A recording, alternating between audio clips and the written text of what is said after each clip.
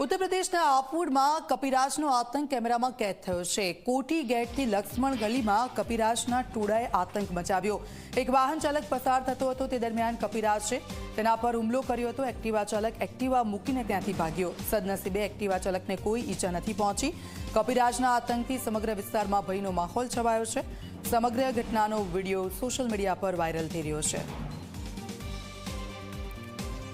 तो कपिराजનો आतंक कई हदे वधी गयो है। आप जो हापुड़ना दृश्य उत्तर प्रदेशना आपने बतावी रह्या छे।